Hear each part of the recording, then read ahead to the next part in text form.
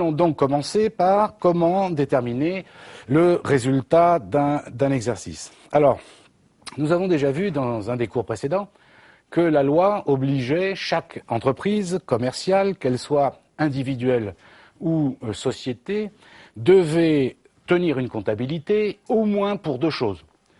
Pour, tout d'abord, déterminer le montant du résultat de l'exercice et on va le voir, bien entendu. Comment on détermine le résultat de l'exercice? Eh bien, on va établir ce que l'on appelle un document qui s'appelle le compte de résultat.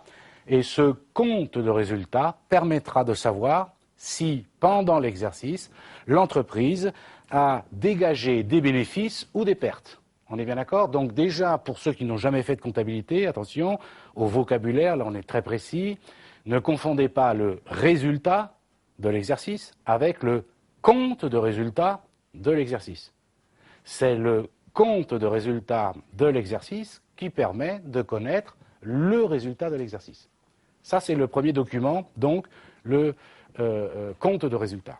Et ensuite, la loi oblige, indépendamment du compte de résultat, de tenir ce qu'on appelle et de créer ce qu'on appelle un bilan. Et ce bilan permettra de montrer la situation de l'entreprise à un moment donné, quel est son patrimoine, ce qu'elle possède et ce qu'elle doit. Donc déjà d'entrée, on ne confond pas, parce que ce n'est pas du tout les mêmes notions et pas la même technique, on ne confond pas un compte de résultat et un bilan. Compte de résultat, ça permet de savoir le résultat de l'exercice. Le bilan, ça permet de connaître la situation de l'entreprise, ce qu'elle possède, ça s'appelle l'actif, on le verra plus tard, et ce qu'elle doit, ça s'appelle le passif. Un petit rappel, toutefois, rappelez-vous, la dernière fois nous en avions parlé, que la loi oblige les entreprises de tenir et de faire des opérations dites d'inventaire, donc qui permettent d'établir le compte de résultat et le bilan, au moins tous les 12 mois. Une fois, au moins tous les 12 mois. Ça veut dire en français, donc, que tous les 12 mois, une entreprise doit établir un compte de résultat et un bilan. C'est au moins. Ça veut dire aussi que donc, et on le fait bien sûr dans la réalité, on peut sortir des comptes de résultats et des bilans que l'on va appeler intermédiaires. Par exemple, on peut sortir un compte de résultats et un bilan tous les mois, tous les trimestres, tous les semestres, sans attendre la fin de l'exercice. On est bien d'accord ?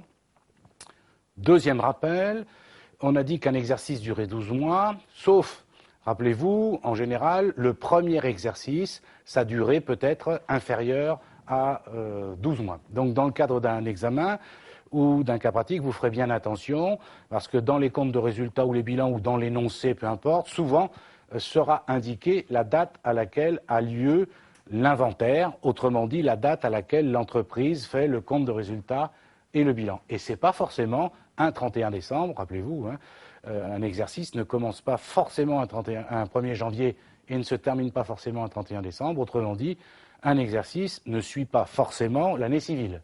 On est d'accord ? Alors, maintenant, la procédure pour connaître le résultat de l'exercice. Alors, le principe est très simple. Pour connaître le résultat d'une entreprise, on utilise donc ce que l'on appelle le compte de résultat. On se situe à la fin de l'exercice, quelle qu'en soit sa date, et qu'est-ce qu'on fait? On additionne toutes les charges qu'a supportées l'entreprise et tous les produits qu'elle a générés pendant cet exercice, d'accord? Et ensuite, on va faire la différence entre les deux, entre les produits et les charges, et ça permettra de savoir si l'entreprise a fait des bénéfices ou des pertes. On le fait très très simple parce que ça c'est pas compliqué du tout, vous devez le comprendre déjà intuitivement.